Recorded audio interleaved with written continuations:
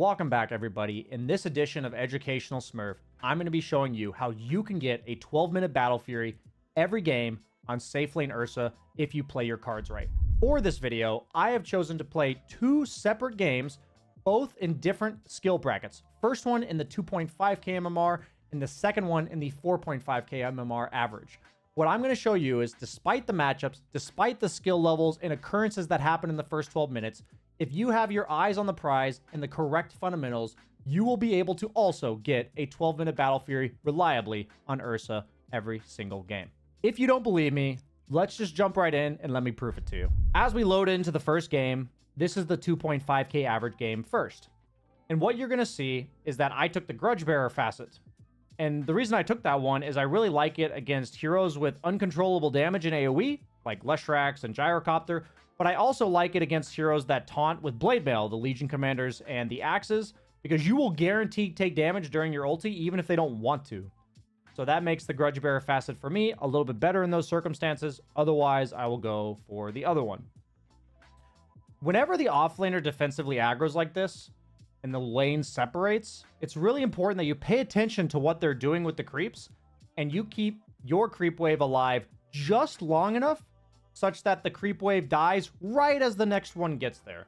That is the perfect laning management that you can have as a carry player, because your goal is to keep the lane right in front of your tower at all times, if possible, because that gives you the tower regen, that gives you the safety of the tower, and that allows you to play the chill farm game that Ursa always wants to play. There's a lot of carries that are really weak levels 1 and 2, and they scale much better into the later stages of the lane, and Ursa is one of them. And you'll want to use a similar approach where you like sneak the range creeps, not really attacking enemy heroes very much, for every hero that fits this description. So notice how what happens is I'm consistently happy to let the creep waves separate. I'm noticing that the pull camp is not there. If the pull camp was there, we could consider pushing and pulling, but it's not. So I just want the lane to sit right in front of my tower. And that's the adjustment I'm going to make to what my support is doing, because they're not going to be able to pull. So we're not playing for any efficiency of the pull camps. We're just playing to get as much farm in front of the tower as possible. Because this is a position-based lane very heavily, meaning I don't want to take damage from axe spin, I go for the boots first. That's the first component of the treads that I go in this game. That's an adjustment where I'm trying to minimize damage as much as possible. So I take the item based on how they deal their damage, right? So I go boots first in this game. I'm consistently doing defensive aggro, as you can see, just trying to avoid it all interaction as possible, using my Q to get range creeps. And notice when your supports do these type of things, that as long as your eye on the prize of the creeps, I went to go deny a range, I went to get that last hit on the flag bearer. I didn't participate and get baited by what's going on because everything is motivated by creeps, and I'll only help them if there's no creeps. So notice how no creeps are dying right now? I'm going to go help. This is a perfect example of knowing, like, okay, since there's nothing to farm in that exact moment, oh, and now by the time I've committed, there's also a kill I can get, then I'm going to go help them. But earlier, whenever your support goes and you have creeps to kill, you just have to have the discipline to not help them. Now, I find myself in a really awkward spot now because the lane's pushed out. We don't have a small camp. I'm not really sure what to do in order to fix the lane. And in these types of spots, it's really not that bad to just kind of die sometimes, because there's really not much I can do about this. I'm going to try to get the last hit. They don't even let me get that. Really good job, honestly, from the opponents killing me there. And it's better to reset the lane effectively. It's actually really bad that the Axe took all of this aggro and spun it. He should have kept the lane in front of his tower, where I'm just in the same spot as I was before, because we don't have a pull camp. If we had a pull camp, then what he's doing is good. But since we don't have a pull camp, him resetting the lane for this actually makes my life a lot easier. So I love to take the opportunity to show you guys, like, how people in your MMR are making mistakes. And if you're the offlaner, don't do what this Axe did and push it back into me. Just let the lane sit in front of your tower. He effectively delivered it back where I wanted it. And they're actually trying to make use of the big camp pull, which in theory is nice, but if they're just going to give it to me like they do now, then I'm okay with it. Notice how the Axe is like cutting creeps now, but I'm allowed to get these creeps. This is the last thing the opponent should be letting me do, but I'm very happy to take this trade because it's just playing for farm. I can also tell that my shaman's on a very different page from me, and whenever I feel like my support's on a different page, I'm going to play more and more for farm. Like, if they're going at times where I'm like, oh yeah, that makes sense, I'm not missing any creeps, then I'll be ready to go with them. But the more it feels like they're playing against my game plan, the more that I'm just going to go for creeps, more and more creeps. So I pretty much always go for treads. I feel like the reason why treads are better is at this stage of the game, you have low points and overpower, and your main problem is when you're clicking creeps, is being able to just click them fast enough to farm with it, right? And so these treads, even though it's not as much for kills, if you have lockdown from heroes like Shaman, I can go for kills, seeing that the Hoodwink's on the side by herself. That's great when you're a carry and you have your boots. I do see that my small camp is finally available. Notice how I'm keeping the lane near my tower pretty much exclusively unless we have pull camps involved. But at this stage of the game, I pretty much always want to interact with the lane itself as little as possible. So notice how I'm actually starting to push the wave. And this is so that I can either get out or take an objective like the Lotus Pool. So the push here specifically is that I want to set myself and my support to get the Lotus Pool. The Lotus Pool. So we do get the Lotus. And by pushing the lane first to here, and then pushing the lane again, means that I can effectively go for a pull at 615. Which is what I'm going to go do. But then I see that my support is doing it. So I'm going to go get my Cornucopia. This is something that's a little bit risky on my end. I could have just used my courier to send it to the one on my own side. I usually do that. But I felt like I could do this in this game. And it kind of backfires a little bit. I take some damage. But it ends up being okay. My support did not pull. Which kind of sucked. I really wish that they had pulled. Because then the lane would be further back. And I honestly didn't pull myself because I thought they were pulling. That might have been the mistake. And in this particular situation, I got ganked by their Quap when I'm level 5.5, which really sucks. But this is when games can get pretty chaotic. Your support doesn't pull for you. The enemy mid is ganking you. As a carry, it's like, what do I even do now? So in this exact spot, it's very important to be careful about choosing what lane you go to. I'm level 5.5. I'm going Battlefury. I have treads. I don't want to fight people. I just want to hit creeps. So I'm going to take this opportunity to actually TP to the lane of the core that came to my lane, because they're actually bringing more action to my lane. I know Quap's coming back. I don't want to lane against Quap, so I'm going to kill these creeps as fast as possible, right? I'm going to take some damage along the way. Defensive aggro. You know, maybe sometimes your midnight be a little upset with you. I'm purposely waiting to kill it so we both get the extra gold from the creep. I see that he wants his lane back. And this is when treads is really nice, because you can give your lane to your support. You don't have to go back to lane, and you can just farm the jungle much faster with treads than you can with phase. So notice how I'm going to let my support have the wave under tower, and since I was nearby mid, I'm going to go check the rune for him, and maybe we can steal it from the Quap. So these are the type of things as a carry where you can be dynamic. I just found myself in the mid lane because of that death that happened. But then I want to work my way back to equilibrium, which is my top lane. That's where I would rather be. It's still a pretty good matchup against Axe. But I'm also happy to jungle a little bit and give the lane to my Shadow Shaman. This is like a nice balance of efficiency and playing for my team as well as myself. I have a stunning hero on the Shaman. I see an opportunity to go on them, so I do. And these are things where the only reason I'm here in the first place is because I farmed my way back, and there was going to be a creep wave for me to farm. I didn't go for that kill because I wanted to kill the Axe. I went for that kill because he was on the way to finding creeps. So I see that Axe is going to respawn in 7 seconds. I don't want to be here when he is because I don't have ultimate, so I'm trying to kill the creeps as fast as possible. Notice how I'm literally walking up and killing the creeps. I'm not going to take damage from the tower or anything, but I am setting myself up to get out of here ASAP, minimizing interaction with the offlaner. They're actually being quite annoying. Their support is now rotating behind me. This is why I was trying to minimize interaction with the offlaner. I was trying to push the wave and get out of here. I could have just gone for jungle camps, quite frankly. I could have just gone for the small camp before all this. But now that I see my Slardars missing from mid again, another opportunity. Anytime I get booted out of my lane or I don't feel like being in my lane, the first instinct I have is to check the other 2 lanes if there's a wave near my tower that I can take real quick. This extra 250 gold, 250 XP is essential at this stage of the game. It's like 2 or 3 jungle camps worth, depending on what camps you're going for. And then I'm just going to farm my way back towards top again with the jungle. And I don't feel too bad about this because I've got the treads. Notice how I'm looking at the lane I came from. This time around, I'm not going to look to help with the rune because I do have a farm that I really want to get. And I've already kind of balanced, like, okay, I feel like I've given up a lot of farm by leaving lane to my shaman. I also feel like, you know, I feel a little bit behind since I've been booted out of lane twice. So then I see that my supports are top and that the axe is being a little bit deep. So I'm going to skip through these camps and walk back to lane. Same idea as before. I'm like, oh, there's farm up here, and there's potential to get a kill. But then I find myself in a similar spot again, where I'm like, okay, how do we plan to kill these guys? Slardar doesn't have a blink yet. People, in the lower MMR you go, the more, on average, you're going to have these plays that just don't really make sense. So see how I just dipped right back out to play for farm? That's why I came here in the first place. I'm like, you know, they can do their thing. That's fine. I'm just going to play for this lane, this jungle camp.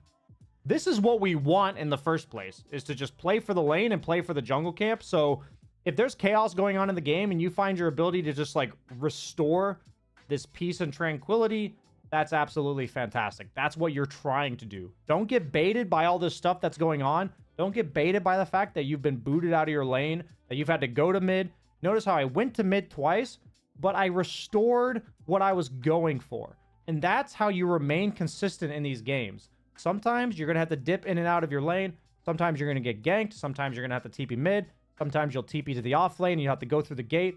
But the idea is getting back here some way, somehow, is almost always the correct play. And eventually, people kind of fuck off. Like, eventually, they will stop ganking your lane. Or, you know, worst case scenario, your tower goes down and you're farming, like, back here instead.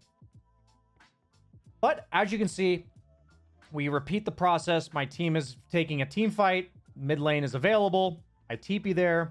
And the 12-minute Battlefury is complete. Despite 2 deaths, despite all this chaos, we still ended up with a 12-minute Battlefury. So as we've jumped into game number 2, I have taken the opposite facet, because not only do they have some AoE damage from like Necro and Veno, but these fights are going to go on a pretty long time because they have Troll Warlord, who's pretty survivable, Bristle, who's survivable, Necro, who's survivable. So keeping those extra Fury swipes on is very nice in a game where you think the fights are going to go really long.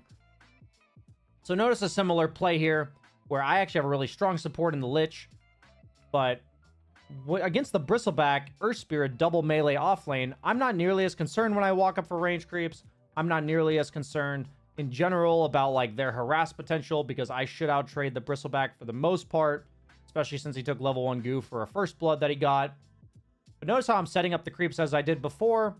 Defensive aggroing and setting up the creeps is the best way on Ursa. Notice how every creep I posture aggressively and then set it up. I'm only able to posture aggressively in this lane because these heroes are not nearly as threatening as the Hoodwink plus Axe. So it's kind of like getting a good gauge of, are you allowed to walk in front of creeps like this? As you see here, it lets me get the deny on the range creep. Or in the other game where I just have to play defensively, that's really coming down to matchups. But knowing which method to play with, these are pretty much the only 2 iterations of lanes that Ursa will run into. And since I'm not afraid to walk aggressively at the Bristleback, notice how I'm actually just going to take Overpower and use that to secure the range creep, as opposed to the Earthshock that I was using in the previous game. In both games, I have an idea of how I'm going to get the range creep, but the answer to the question is different in both situations based on how I feel like I can play the lane. So in this game, I'm laning against a hero that is not positioning based in regards to their damage. We talked about Axe Spin doing a lot of his damage. I want to be able to kite him with my boots. In this game, I'm dealing with Quills and Goo, which is just minus armor and an AoE that I can't possibly avoid. So what do? My first component of the treads, in this case, is going to be the Band of the Elven Skin. That helps me right-click him harder when I am right-clicking him, and that also gives me that extra bit of armor from the Quills coming off on me, which is going to mitigate, you know, all the type of damage that he's doing. Because, you know, in the Axe case, yes, Battle Hunger is physical, but it is pure damage on the spin that I just need to be able to avoid. So notice how in this game, since I'm being much more aggressive, I will prep and overpower, ready to mess with them and say, okay, you're not allowed to get these creeps. And then once the creeps are low enough, I can just turn around and CS them. In this case, I'm willing to help my Lich, because notice how during that time, I didn't miss any creeps.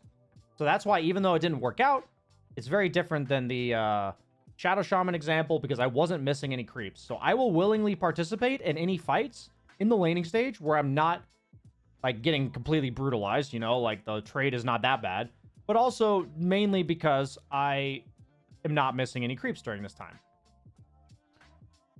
So in this lane, I went for more stat heavy, right-clicking with the full wand, as well as the Band of Elven Skin, because I'm against unavoidable damage and a hero that spams way more spells than Axe.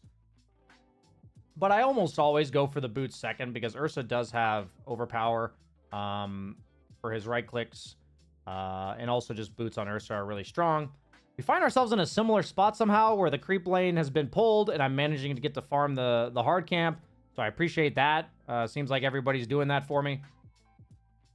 But notice how whenever the 4 position isn't here, I'm willingly trading with this Bristleback. What I noticed about the 4K offlaner compared to the 2K is that he is much more aggressive like this. I found myself having to fight back and trade, and he's actually making me miss this range creep over here because of his aggression. So I did find that they were bullying me a bit more in moments like this that they could. That was one key difference I noticed between the 4K game and the 2K game. But notice how the goal always is just get the lane right in front of tower for the first 5 minutes. Just keep it here, chill, same story as before. The goal that I'm trying to show you is we're seeing 2 different MMRs, 2 different lane matchups with different supports and different offlaners. And even though the approach in the individual moments is different, the concepts that are guiding me are the exact same. And the only reason I was willing to go for this kill and miss some creeps in the process is because the 4 was gone. So I knew this was like a really good opportunity to capitalize. I do notice that my 4K support player is utilizing pulls a lot better. They dewarded the small more reliably. There's like the fact that they pulled the camp right after the kill is like really good. That was a nice play. So I actually combined the creeps here to maximize efficiency, where we could be farming the creep wave and the pull camp at the same time. I'm pinging my support to go pull the small. Make sure we get that off. It's really important to pull these camps right at the 5-minute mark if possible. I'm being a noob and not picking up those mad stones, actually. I didn't even notice that during the game. But this is an example where when the lane's this far up, I need to be more careful because my support is here. So I'm like I almost get baited by thinking my support's here, so I should be fine. But we've seen both cases happen where the lane gets pushed out and I overplay my hand slightly. This game was different because I was full HP and I could have just not been that far up. In the other example, there was really no way to recover it because we had no pull camp. But it is important to show you that both times I've died is when the lane is pushed up as far as it is. And that you can keep in mind just how much I'm avoiding by keeping the lane right in front of my tower. So majority of the lane has been right in front of my tower, which has been good for me. Safe, clean farm. In this case, when I respawned, my mid hadn't rotated like we saw in the last game, so I just went straight back to my lane. This is why it's so important that the small camp is there, because against a lot of offlaners at this stage of the game, you just can't lane against them casually. Even if you don't die to them or whatever, it's like the Venomancer had rotated to my lane, so I thought he might come back even though he's showing bottom now. And I'm like, I don't want to lane against this Bristleback. So what this does is it also puts the lane closer to my tower. As you can see, I feel much safer here. But even though it's safer here, as a carry, I want to be in lane as little as possible. Because my hero can jungle decently. And I also, anytime I spend interacting with enemy heroes, is time spent not killing creeps. In this case, I could consider stack pulling this camp. But since I don't really want to lane against this guy, not because Bristle's like some horrible matchup for me, but because I can die to like a +1 or +2, I choose to kill the camp instead and just get some XP, and then I go utilize the small camp pull. This is one great way to effectively stay in lane when your support leaves you. Oddly enough, I thought I would pull there, but I decided to actually just jungle the camp. I believe that's because I had double range in lane. So I knew that pulling it wouldn't even get me the lane creeps anyways. Like, the Bristleback can just do what he's doing. So I just decided to dip out and go jungle. So oddly enough, we've been in the same spot where instead of TPing to mid and then working our way back top, we're actually going to walk to mid because we jungled our way there. The only time we really walk to lanes is when we've already gone to the jungle from the previous lane. Like in the previous game, I went from mid to jungle, then I walked top. In this case, I went from top to jungle, then I walked mid. And anytime the mid lane gets open like this, we're happy to just take it. So I'm going to spend this time hitting the tower a little bit, just kind of baiting a reaction since 2 of their heroes are dead. This seems like kind of inefficient as Ursa, but honestly what that does is like, okay, Venomancer TP'd mid now. I have an Invis rune.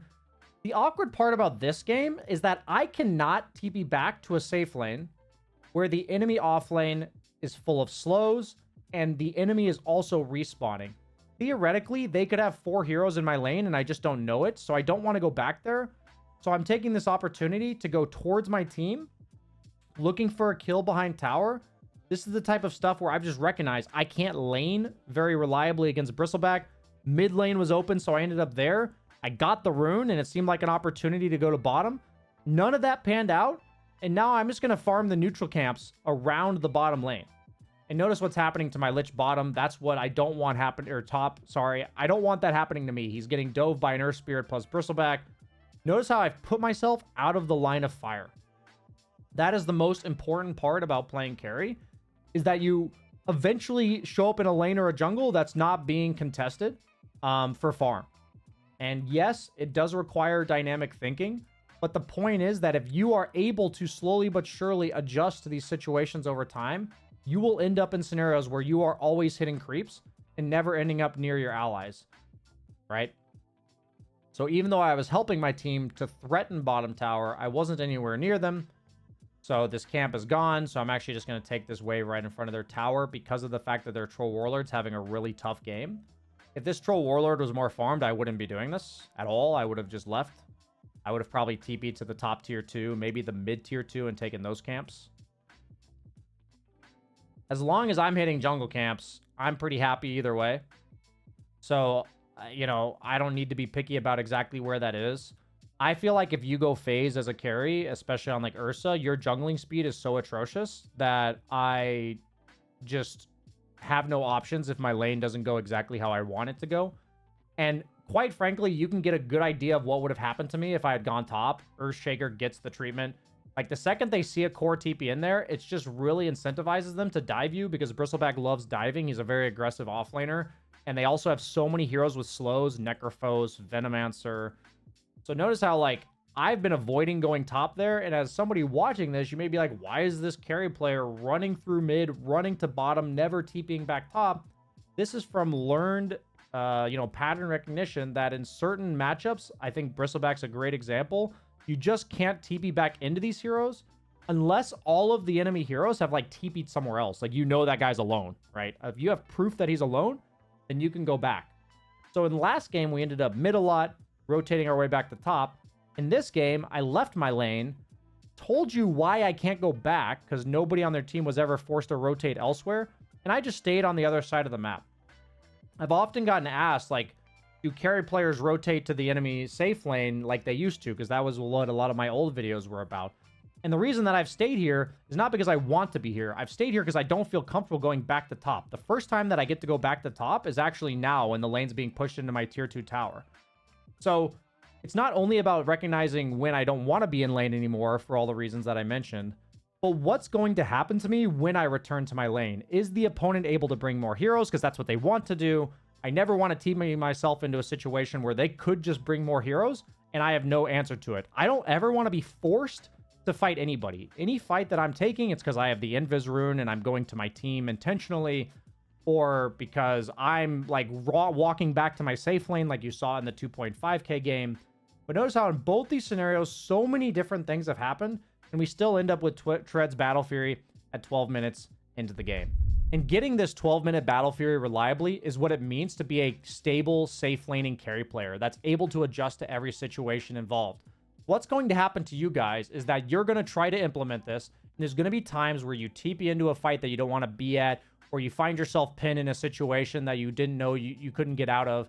And that's going to cost your Battlefury about a minute or two every single time that happens. But if you can eliminate these scenarios over time, you too can adjust to what your teammates are doing, what the opponents are doing, as long as you know what your goal is. Carries need to be focused purely on CSing, purely on what is playing for farm, and any time that you end up in a hero kill, it's because there's not farm anywhere to be found, or because it's on the way to you getting farm. If you keep that in mind, I promise you, you can work your way towards also always getting a 12-minute Battlefury.